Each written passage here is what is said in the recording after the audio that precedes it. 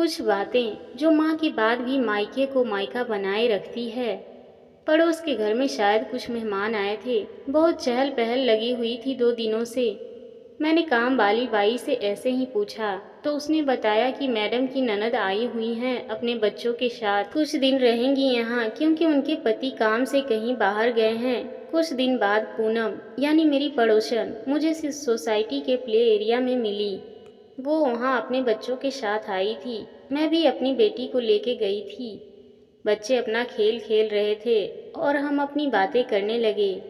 बातों बातों में उसकी ननद के आने के बारे में भी बात हुई। मैंने ऐसे ही पूछ लिया कि उनका मन लग जाता है। मेरा मतलब है, कहावत है ना, मायका तो माँ से ही होता है। उसने कुछ ऐसा कहा जो मेरे दिल को छू गया।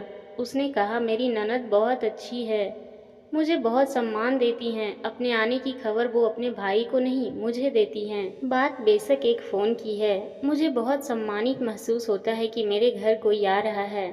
मैं भी तैयारी में लग जाती हूँ कि घर की बेटी आ रही है, कोई कमी न रह जाए। वो बहुत समझदार है, उन्हें ये अच्छे से पता है कि मायका माँ के जाने के बाद भी मायका ही रहता है। सिर्फ रिश्ते निभाने की इच्छा होनी चाहिए, वो भी दोनों तरफ से। एक तरफ की कोशिश से गाड़ी ज़्यादा दूर नहीं चलती। दोनों तरफ से वक्त, प्यार, समर्पण, सब इच्छा, सब चाहिए रिश्ता प्यार बनाने के लिए।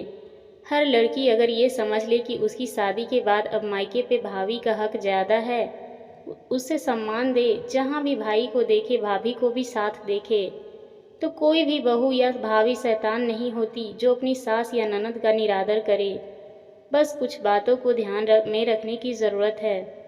जैसे भाभी के सामने कानाफूसी मत करो, इसके लिए फ़ोन उपलब्ध है। जिससे बात करनी है वो बाद में फ़ोन पे कर लें। भाभी को पराया महसूस मत कराएं। आपके ससुराल से आपके मायके कोई आ रहा है तो सबसे पहले भाभी से बात करें, वो सेवा में कोई कमी नहीं छोड़ेगी। खुशी खुशी चहकते आपका भी सम्मान बढ़ाएगी आपके ससुराल में। बात सिर्फ एक फ़ोन की है और प्यार से बात करने की, उसे अच्छा लगेगा। किसी और को फ़ोन करोगे तो सेवा तो हो जाएगी, लेकिन उसे नौकर जैसा महसूस होगा।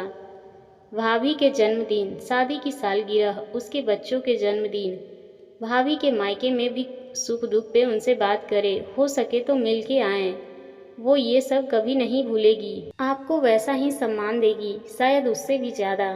भाभी बड़ी हो या छोटी, हमेशा याद रखे दर्जा भाभी का ही बड़ा होता है।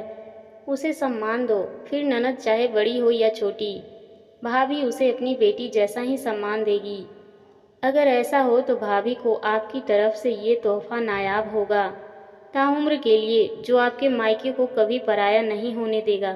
आशा करती हूँ आपको ये कहानी पसंद आई होगी। इस कहानी से आपको क्या सीख मिली हमें कमेंट करके ज़रूर बताएं।